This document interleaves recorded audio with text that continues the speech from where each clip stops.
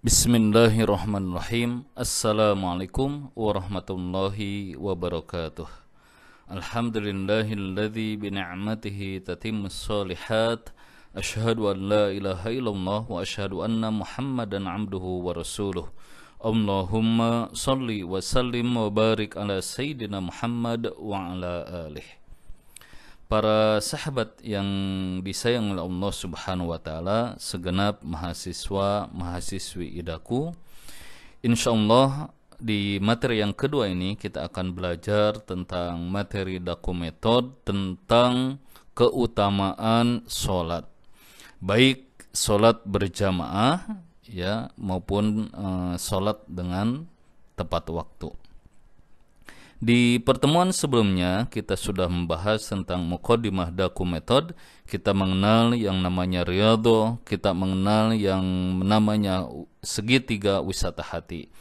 Dimaksudkan dengan adanya muqaddimah daku metode ini untuk sebagai pendahuluan kita selaku insan Darul Quran untuk kedepannya itu bisa menerapkan, bisa melaksanakan, bisa menjadikan pakaian sehari-hari daku metode yang melekat di diri kita. Artinya inilah daku metode sebagai ciri khasnya Darul Quran. Daku metode sebagai ruh kekuatan bagi semua insan Darul Quran. Maka lembaga Darul Quran memaksa kita, ya, memaksa untuk berbuat baik, memaksa untuk lebih dekat lagi kepada Allah Subhanahu wa taala. Toh seandainya kita pun tidak masuk di Darul Quran, ya, kewajiban-kewajiban ini tentunya harus kita tetap lakukan di sisi Allah Subhanahu wa taala karena kita sebagai hamba Allah di sisinya.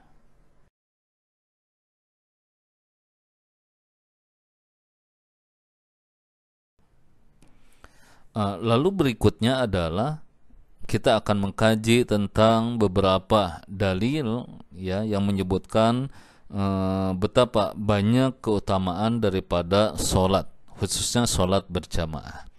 Nah, dalam hadis ini dikatakan oleh baginda Rasulullah sallallahu alaihi wasallam, an Ibnu Umar radhiyallahu anhuma anna Rasulullah sallallahu alaihi wasallam qala salatul jama'ati afdalu min salatil fadhi bisab'in wa ishrina darajatan. Rawahul Bukhari wal Muslim wal Baihaqi wa Ibnu Hibban. Ibnu Umar radhiyallahu anhu berkata bahwasanya Rasulullah sallallahu alaihi wasallam bersabda, salat berjamaah itu pahalanya 27 kali lebih baik daripada salat sendirian. Nah, dari hadis ini ya kita mengetahui bahwasanya Allah Subhanahu wa taala sudah melalui baginda Rasulullah sallallahu alaihi wasallam sudah menegaskan betapa besarnya pahala yang akan diberikan oleh Allah bagi orang-orang yang mau melaksanakan sholat berjamaah, ya, baik di masjid maupun di rumah. Memang yang perempuan ya boleh ke masjid juga, tapi dianjurkan memang di rumah. Nah, yang laki-laki bagaimana? Yang laki-laki sangat dianjurkan untuk melaksanakan sholat berjamaah di masjid. Lalu bagaimana sholat di rumah? Ya nggak apa-apa, ya, ia bersolat berjamaah dengan keluarganya sesekali, dengan istrinya mungkin, dengan anak-anaknya, itu dibolehkan juga. Nah, pahala daripada sholat berjamaah ini sudah pasti lebih besar. Kenapa? Karena memang berat sekali.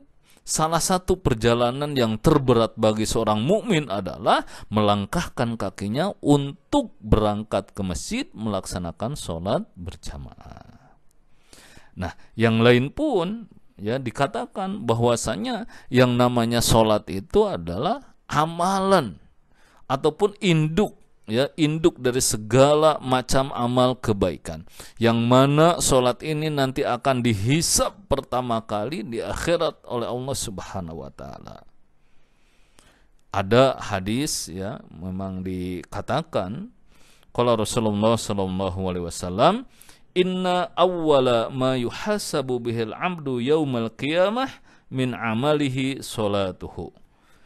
Ya, bahwasanya sesungguhnya amal pertama kali dihisab pada seorang hamba di hari kiamat adalah sholatnya. Jadi bagaimana, apakah di dunia ia melaksanakan sholat atau tidak? Karena dengan sholat pun bisa jelas membedakan mana yang kafir, mana yang mukmin. Untuk membedakan keduanya, salah satunya dengan sholat. Ya, sholat pun bisa apa? Mencegah seseorang dari perbuatan yang keji ataupun mungkar. Nah, dari hadis yang lain pun ya ada lagi yang mengatakan bahwasanya keutamaan daripada sholat berjamaah di masjid adalah akan mendapatkan cahaya sempurna di hari kiamat nanti. Di sini ditegaskan dalam hadis Rasulullah an Buraidah radhiyallahu anhu anin Nabi sallallahu alaihi wasallam qol basyiril masaina fi dhulam ilal masajidi bin nuri at-tam yaumal qiyamah, rawahu Abu Daud. Artinya Buraidah radhiyallahu anhu mengatakan bahwasanya Rasulullah sallallahu alaihi wasallam pernah bersabda, gembirakanlah mereka yang selalu berjamaah ke masjid pada malam yang gelap karena mereka akan mendapatkan cahaya yang sempurna pada hari kiamat nanti. Hadis riwayat Abu Dawud. Nah, hadis ini mengatakan bahwasanya orang yang berangkat ke masjid dia ya dengan gelap, mungkin ya sholat maghrib sudah gelap, sholat isya gelap, sholat subuh pun gelap, ataupun mungkin sholat tahajud. Nah, itu semuanya, kegelapan itu semuanya akan dibalas oleh Allah Subhanahu wa taala nanti di hari kiamat dengan apa? Ia akan mendapatkan cahaya. Ia memperoleh kegelapan di dunia ketika akan berangkat ke masjid untuk sholat berjamaah. Tapi nanti di akhirat akan dibalas, akan diberikan cahaya yang sempurna oleh Allah Subhanahu wa taala. Bahkan ya, ketika kita langkah demi langkah pun akan mendapatkan pahala. Ketika kita langkahkan bismillah untuk melaksanakan sholat berjamaah dalam keadaan suci kita ini, maka ketika diangkat kaki kanannya melangkah, maka Allah akan angkat tinggikan derajatnya. Ketika kaki kirinya dilangkahkan, Allah pun akan hapuskan dosa-dosanya. Jadi sangat luar biasa sekali betapa besar ya keutamaan bagi orang-orang yang mau melaksanakan sholat berjamaah.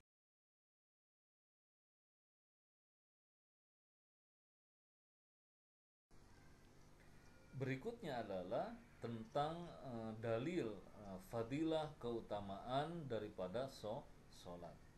Bahwasanya baginda Rasulullah SAW mengatakan sholat bisa menghapus kesalahan.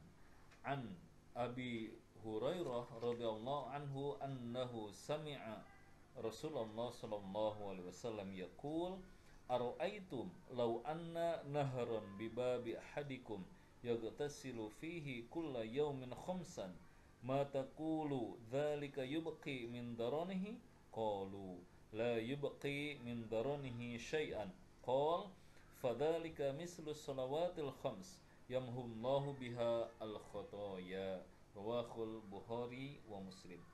Abu Hurairah radhiyallahu anhu meriwayatkan bahwasanya dia mendengar Rasulullah SAW bersabda, bagaimana para sahabat, bagaimana pendapat kalian jika di depan rumah salah seorang dari kalian terdapat sebuah sungai yang mengalir dan dia mandi di dalamnya 5 kali sehari? Apakah akan tersisa kotoran dari tubuhnya?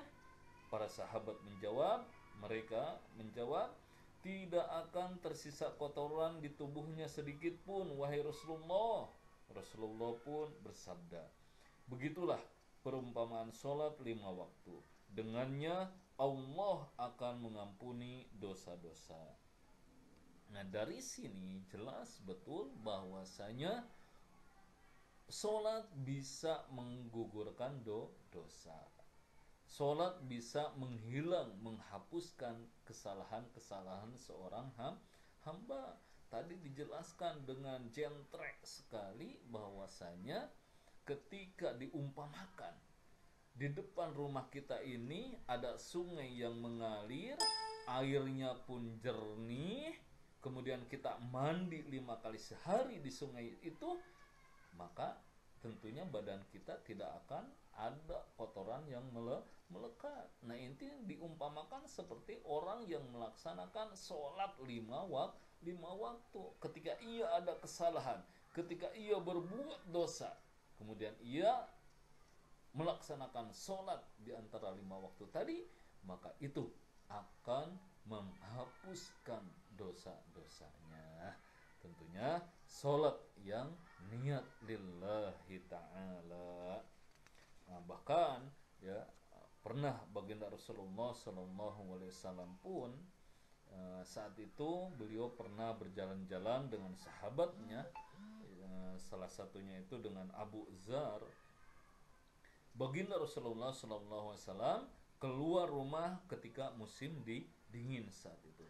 Kemudian karena musim dingin, maka daun-daun pun mulai nampak berguguran. Akhirnya apa? Rasulullah SAW mengambil ranting dari sebatang pohon sehingga daun-daun di ranting itu pun ikut berguguran. Kemudian Rasulullah bersabda saat itu, "Wahai Abu Dzar, labbaik ya Rasulullah, ya Rasulullah." Kemudian Rasulullah mengatakan, sesungguhnya seorang hamba yang muslim, jika ia menunaikan sholat dengan ikhlas karena Allah, dosa-dosanya akan berguguran seperti gugurnya daun-daun ini dari pohonnya.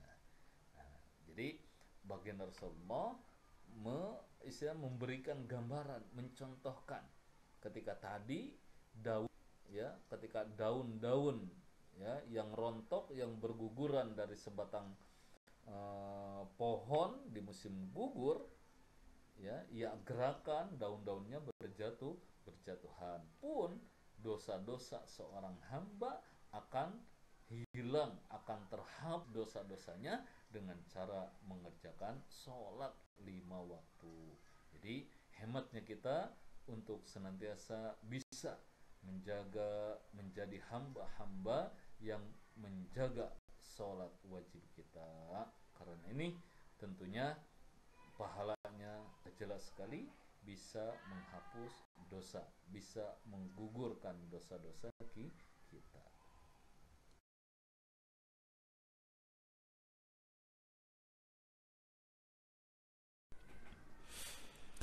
Berikutnya adalah kita juga masih mengkaji tentang dalil-dalil tentang keutamaan sholat. Nah, dari hadis berikut ini disampaikan bahwasanya sholat adalah media ataupun wasilah untuk memohon hadirnya pertolongan Allah. Qala Allah Ta'ala fil Qur'anil Karim, a'udzu billahi minasyaitonir rajim, wasta'inu bis-sabri was-shalah wa innaha lakabiratun illa 'alal khashi'in. Dan mohonlah pertolongan kepada Allah dengan sabar dan salat. Dan salat itu sungguh berat kecuali bagi orang-orang yang khusyuk. Quran surat Al-Baqarah ayat 45. Jadi dari sini kita selaku hamba Allah, ketika ada masalah, ketika kita ada hajat, maka salah satu tempat untuk bergantung, untuk memohon sesuatu, maka cukuplah kepada Allah Subhanahu wa ta'ala. Iyyaka na'budu wa iyyaka nasta'in. Hanya kepada Engkaulah aku mengabdi, hanya kepada Engkaulah wahai Allah aku menghamba, aku beribadah, dan juga apa? Iyyaka nasta'in, dan kepada Engkaulah aku memohon pertolongan. Maka di sini wasta'inu bis-sabri was-shalah, Ya, kita minta tolong kepada Allah apa? Tentunya dengan rasa sabar. Kemudian apa? Dengan sholat. Kalau ada apa-apa, kita bawa ke sholat kita. Kalau kita ada hajat, bawa ke sujud kita. Artinya apa? Kita akan melibatkan Allah Subhanahu wa Ta'ala dalam setiap derap langkah kita. Berikutnya, ya, ada juga ya salah satu hadis yang dicontohkan oleh baginda Rasulullah SAW. Beliau memberikan contoh yang konkret, ya, suri toladan bagaimana kondisi beliau ketika beliau ditimpa suatu musibah ataupun ada permasalahan. Apa yang dilakukan oleh baginda Rasulullah? Nah, dalam salah satu hadis dikatakan, an Hudzaifah qala kana an-nabiyyu sallallahu alaihi wasallam idza hazabahu amrun shalla, rawahu Ahmad Abu Dawud. Hudzaifah radhiyallahu anhu berkata, apabila Rasulullah sallallahu alaihi wasallam mengalami kesulitan, beliau segera melaksanakan salat. Jadi hadis ini jelas dengan sejelas-jelasnya, apabila Rasulullah ditimpa suatu kesulitan ataupun beliau mempunyai suatu masalah, maka yang dilakukan oleh beliau adalah langsung membawa kepada sholat. Artinya langsung berdoa, ya, langsung ambil wudhu, ya, langsung melaksanakan sholat, karena di sana Rasulullah akan berdoa, akan berdialog dengan Allah, akan memunajat kepada Allah. Nah, tentunya kita selaku umat Islam, ya, harus mencontoh apa yang dilakukan oleh Rasulullah ketika ada hajat ataupun ada masalah kesulitan, maka pertama yang didatangi adalah Allah Subhanahu wa Ta'ala.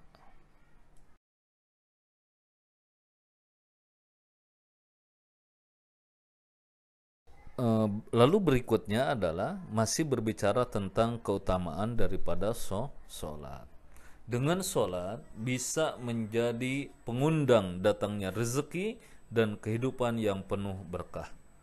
Qala Allah Ta'ala fil Qur'anil Karim, a'udzu billahi minasyaitonir rajim, wa'mur ahlaka bis shalah wastabir 'alaiha la nas'aluka rizqan nahnu narzuquka wal 'aqibatu littaqwa. Artinya, dan perintahkanlah keluargamu melaksanakan sholat dan sabar dalam mengerjakannya. Kami tidak meminta rezeki kepadamu, kamilah yang memberi rezeki kepadamu, dan akibat yang baik di akhirat kelak adalah bagi orang-orang yang bertakwa. Quran Surat Toha ayat 132. Jadi hadis ini juga dengan jelas, ya, memberi gambaran kepada kita bahwasanya dengan wasilah sholat, ya, Allah akan hadirkan yang namanya rezeki.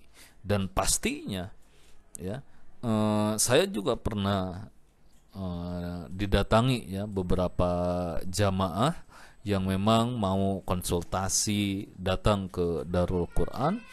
Mereka, ya, dah hadir ataupun datang ke Darul Quran biasanya, ya, ingin ketemu dengan Kiai Yusuf Mansur, ya. Namun di sisi waktu, ya, biasanya Ustaz Yusuf Mansur pun tidak ada di tempat, maka biasa mendelegasikan kepada para asatid yang ada di pesantren. Nah, salah satunya pernah saya mengalami itu.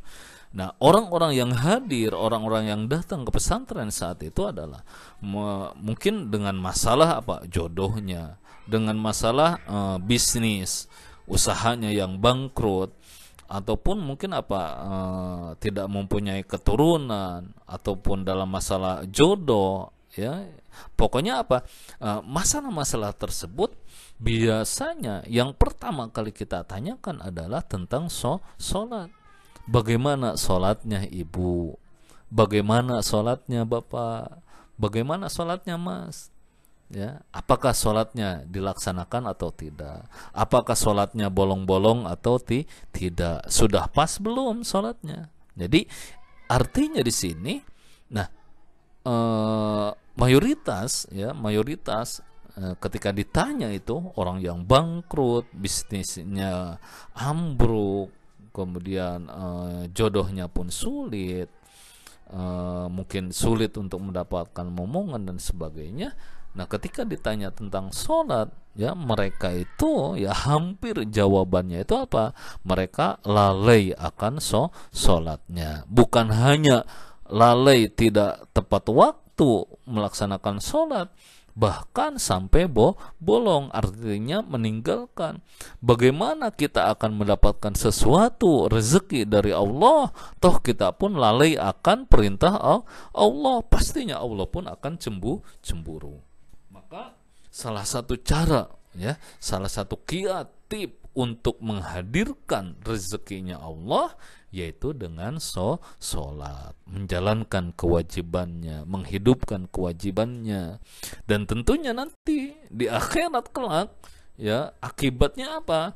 Kita pun akan mendapatkan pahala, kita pun akan mendapatkan keberkahan di akhirat kelak nanti, dan termasuk golongan hamba-hamba Allah yang bertakwa di sisi Allah Subhanahu wa taala.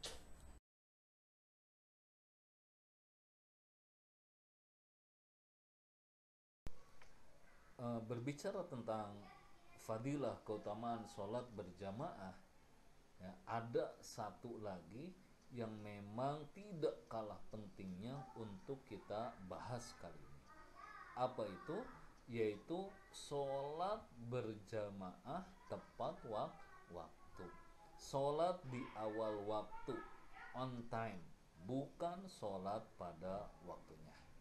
Nah, berkaitan dengan sholat tepat waktu ini, jauh-jauh hari baginda Rasulullah SAW telah bersabda, an ibni Mas'ud radhiyallahu anhu qala Rasulullah SAW, afdalul a'mal as-salatu fi awwali waqtiha, rawahu Tirmidzi wal Hakim. Ibnu Mas'ud radhiyallahu anhu mengatakan bahwasanya Rasulullah SAW bersabda, sebaik-baik amal adalah sholat pada awal waktu.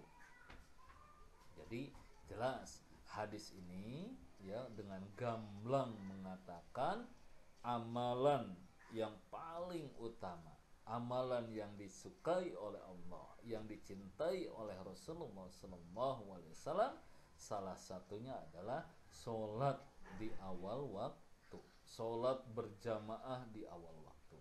Tandanya ketika kita mendengar seruan oleh Allah, yaitu dengan azan, ya, ketika sudah terdengar kumandang azan di masjid, maka kita pun apa? Langsung bersegera meninggalkan semua aktivitas kita, pekerjaan kita, kita break dulu, istirahat dulu untuk apa? Tawajuh menuju Allah Subhanahu wa taala.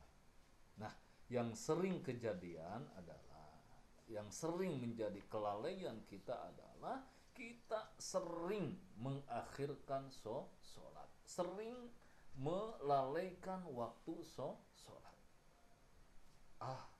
Nanggung sebentar lagi, aduh tanggung ini. Jadi di luar udah kedengar anak dur beduk, ya, adzan sudah berkumandang, ternyata apa? Kita masih bekerja. Nanti sebentar lagi, tahu-tahu, ya, mau sholat duhur sudah hampir setengah tiga, sebentar lagi mendekati waktu asar. Mau sholat asar, ya, karena kita lalai, ya, ditunggu-tunggu, entar, tahu-tahu bablas, hampir terbenam matahari, baru kita melaksanakan sholat asar. Ini namanya adalah lalai. Ini namanya kita meremehkan Allah Subhanahu wa taala. Bagaimana Allah mau hadir? Bagaimana Allah mau memberikan rezeki kepada kita? Bagaimana Allah mau menghadirkan pertolongan kepada kita? Sedangkan kita pun lalai. Dipanggil oleh Allah malah bilang nanti. Maka bisa jadi selama ini kita minta, kita berdoa kepada Allah, kata Allah juga nanti aja, ditahan dulu rezekinya. Karena apa? Kelalaian kita mungkin salah satunya dalam hal sholat on time. Jadi intinya dari hadis ini ya kita jelas dianjurkan oleh baginda Rasulullah SAW untuk menjaga sholat kita di awal waktu, ya, bukan sholat pada waktunya.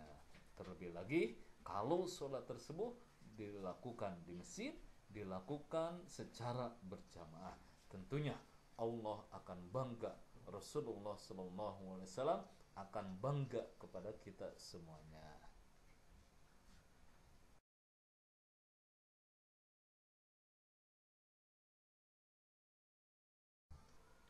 Alhamdulillah, di penghujung pembahasan materi sholat berjamaah, keutamaan daripada sholat berjamaah dan sholat di awal waktu, ya, intinya bagaimana kita selaku hamba Allah bisa menjaga betul, bisa memaksa diri kita betul untuk senantiasa melaksanakan sholat berjamaah dan secara on time, bukan di akhir waktu. Artinya di sini Allah sudah menyediakan pahala yang sangat besar sekali. Kemudian juga salah satu keuntungan daripada sholat berjamaah di masjid, misalkan kita akan terjalin adanya silaturahim, ya, dengan jamaah-jamaah yang lain. Kemudian kita juga akan terbentuk, ya, terwujudnya ukhuwah Islamiyah, ya, dan tentunya adalah akan mendapatkan pahala berjamaah. Karena apa? Orang yang berdoa, ya, berjamaah, pastinya potensi dikabul oleh Allah sangat besar. Dan keuntungan daripada sholat di awal waktu, ya, salah satunya apa? Ketika kita sholat di awal waktu, kita bisa mengambil yang namanya sholat sunnah, ya, sunnah rawatibnya, sunnah qobliyahnya, sunnah ba'diyahnya, kita bisa ambil, kita bisa lakukan, dan itu sangat besar juga pahalanya. Karena ada hadis dari baginda Rasulullah SAW, ya, ketika kita sholat kita ataupun sholat wajib kita ini ada sesuatu yang kurang, maka salah satu yang akan menutup, yang akan menambal kekurangan di sholat wajib kita adalah dengan sholat sunnah. Jadi di sana adalah waktu mustajab juga, ya, waktu yang mustajab, yaitu potensi untuk dijabah oleh Allah Subhanahu wa taala sangat besar. Salah satunya sholat berjamaah di masjid dengan sholat di awal waktu. Baik para mahasiswa, mahasiswi idaku yang dirahmati Allah Subhanahu wa taala, mudah-mudahan pembahasan di kali ini bisa lebih bermanfaat buat kita semuanya. Hadanallahu wa iyyakum ajma'in. Wassalamualaikum warahmatullahi wabarakatuh.